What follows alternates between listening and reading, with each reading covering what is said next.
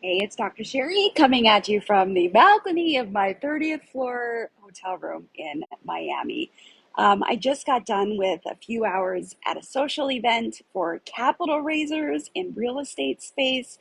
Lots of big players down there, people that have raised millions of dollars just this month.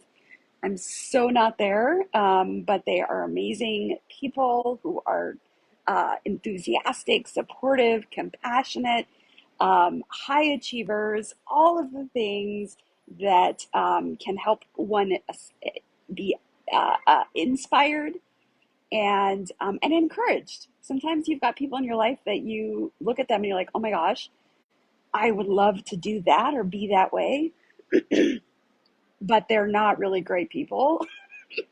That's not what I'm talking about. Like these are really, really solid. A lot of them are really solid people and are just super fun to be around. So, but here's the deal. I'm a psychologist. I have literally spent most of my adult life talking with people, right? So I should be able to just waltz into a party and be that person that just is able to start any conversation. But I don't feel that way on the inside at all. And in fact, I think because am a psychologist and have talked to so many people, but very, very deeply, that I walk into a party and, I want to start having a conversation with somebody about their childhood trauma. Okay, it's not really that bad, but I'm so used to having deep, meaningful conversations that having this surface level stuff just doesn't feel authentic and natural, and I don't necessarily enjoy it. So what do I do? What do I do with that? So here is what I do with it. I'm so not perfect at this, and it's a challenge every time, but I just wanted to share with you what I do when I go into a social situation, a networking event, or whatever. My intention is to find 2 to 3 people in that event to connect with, to talk to, and to add some sort of value to. And so tonight, let's see, I suppose it was about 4 hours. And so I walk into the balcony and I get my drink tickets, and because that's a tip, if you have a drink in your hand, or something to do with your hand, something that you can, sip on a little bit, it can be a crutch. And a crutch I'm willing to use, but it can be a way to help you kind of feel like you're doing something while you're feeling awkward. So I got my glass of red wine, which I literally sipped on for about 3 hours. And I scan the audience, and I'm like, where does there appear to be a table where, one, there's a little bit of room for me, and two, that looks like there's people that I might be able to connect with. Now, I realize I'm being super judgy at the moment because I don't know who I can really connect with. I'm basing this all on their body language and their appearance and all that sort of stuff. But I will scan the room and I look for a table where there's room for me and maybe some conversation, like maybe if they're lively, talking lively, smiling, looking like they're having fun. That's probably a table I want to join. So I will walk up and I will say, "Hey, do you mind if I crash the party?" Or, sorry, there's a loud plane going by. Or I will say, "Hey, do you mind if I join you?" And usually the conversation will pause and they'll be like, "Oh, go ahead, come on in. My name is blah, blah." And then we go around the table and introduce ourselves, and somebody will ask, "Well, what do you do?" Or, "Where are you in capital raising?" Or, "Where are you in the journey of XYZ?" So that's how I insert myself into a social situation. It's not comfortable for me. I'm just telling you, it's something that I've had to kind of figure out, how do I do this? So that's what I do. And then once I'm in a table, and the conversation tends to go pretty smoothly at that point, but I always have a handful of questions to ask. What do you do? Where are you in this journey? Are honestly two of the common questions. Um, and whatever they say, I will, ask further questions. I am quite good at continuing to ask questions because that's what I do for a living. Um, I'll ask them where they're from, and then I'll try. Usually there's something I can say about where they're from, like, "Oh, I've been there," or, comment on something I know about wherever they're from. And usually the conversation is able to progress at that point.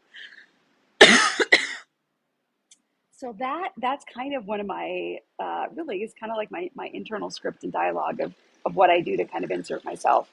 Um, I'm thinking through the things since I literally just did this, and I know there are a lot of you out there that um, kind of get stressed out and a little bit anxious around these kind of social situations.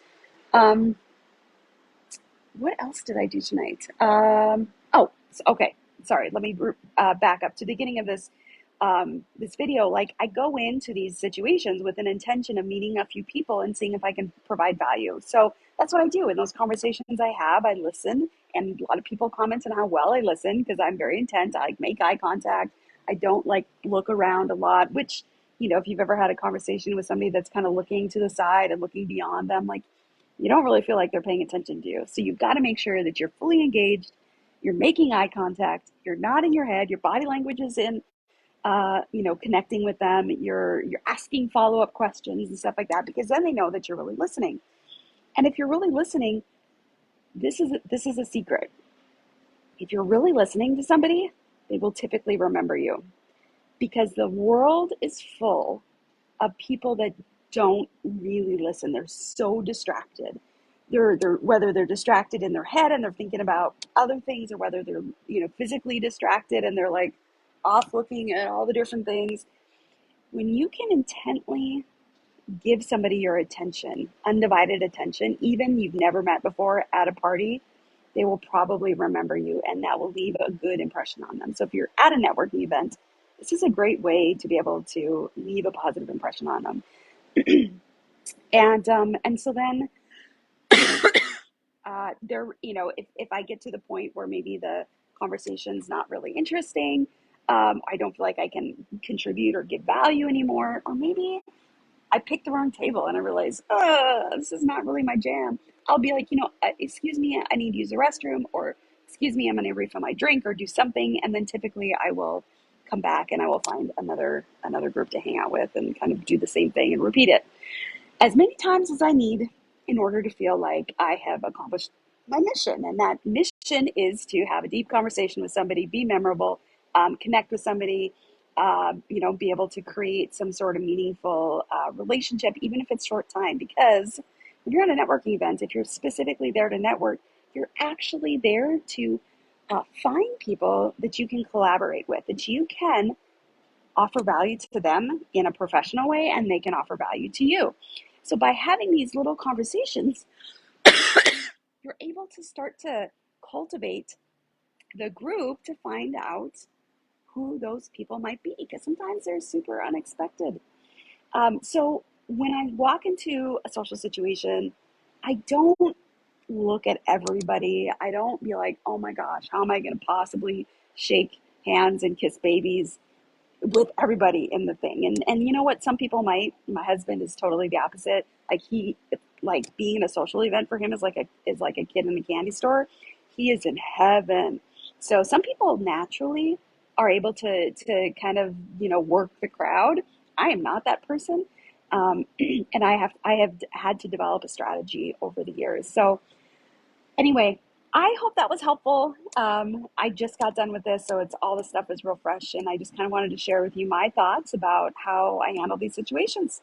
So I hope that's helpful. If you have situations, or if you have tactics and strategies that you use when you're in a social situation, networking, that sort of thing, that you want to share below, I would love to hear it too, because I know there's a lot of us that fall in this camp. So let's support each other and give each other strategies and ideas so that we can continue to grow and level up, and push through those awkward moments that are inevitably going to be there.